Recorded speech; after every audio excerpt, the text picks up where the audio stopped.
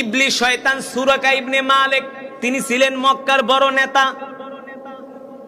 এই শয়তান তো যেই কারো সুরত ধরতে পারত, আকৃতি গ্রহণ করতে পারত।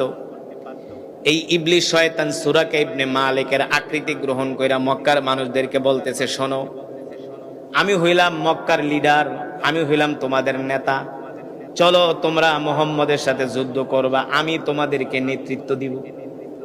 এই কথা বইলা ইবলিস শয়তান সবার আগে আগে পতাকা নিয়া পতাকা নিয়া সবার আগে আগে যায় আর বলে, তোমরা আমার পিছনে পিছনে আসো, আমি তোমাদেরকে যুদ্ধের নেতৃত্ব দিব। আর আমাদেরকে শুনে রাখো, আমাদেরকে পরাজিত করার মতো কোনো শক্তি এই জমিনে নাই। কে বলে? ইবলিস। কে বলে? আমাদেরকে পরাজিত করার মতো শক্তি এই জমিনে নাই। বলেন নাউজুবিল্লাহ।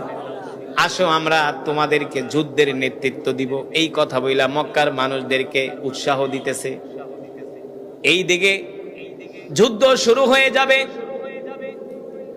আল্লাহর নবী, বিশ্ব নবী রাহমাতুল লিল আলামিনকে আল্লাহ তাআলা জানায় দিলেন, নবী আপনি চিন্তা করবেন না, পেরেশান হবেন না। আপনার বাহিনী দুর্বল হতে পারে, আপনার বাহিনীতে সৈন্য সংখ্যা কম থাকতে পারে, আমি আল্লাহ তাআলা এই যুদ্ধে আপনাকে বিজয় দান করব।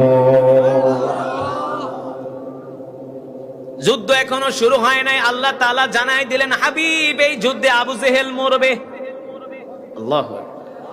এই যুদ্ধে আবু লাহাব মরবে, উতবা মরবে, সাইবা মরবে। আপনি কোনো চিন্তা করবেন না, কোনো পেরেশান হবেন না। যখন মক্কার কাফেররা বুঝতে পারলো এই যুদ্ধে আবু জেহেল মারা যাবে, উতবা সাইবা মারা যাবে, তখন তারা যুদ্ধে আসার জন্য তারা পিছপা হলো, বলে আমরা যুদ্ধে যাব না। কারণ মুহাম্মদ সাল্লাল্লাহু আলাইহি সাল্লাম বলছে এই যুদ্ধে গেলে আমরা মারা যাব।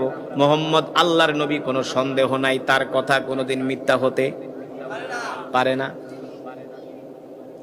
তার কথা মিথ্যা হতে পারে না। আমরা যুদ্ধে যাব না, এই কথা বলে আবু জেহেল পিছপা হলেন, আবু সুফিয়ান পিছপা হলেন, বলেন না এই যুদ্ধে আমরা যাব না। ইবলিস শয়তান বলে, বেটা আমি তোদের নেতৃত্ব দিব, আমি হলাম তোদের নেতা, চিন্তা করস কে, আমি তো তোদের আগে আগে আসি, আগে আক্রমণ হইলেও তো আমার উপর হবে, তোরা আমার পিছনে পিছনে থাকবি, আমার হাতেই তো পতাকা। ইবলিস, ভালো করে শোনেন, দেখেন কত বড় চালাক। মক্কার কাফেরদেরকে যখন উত্তেজিত করলো, আবু জেহেল কোনোভাবে এই যুদ্ধে যেতে চায় না। মক্কার কাফেরদের আর এক শয়তান, নাম হলো ওলীদ ইবনে মুগীরা। এই ওলীদ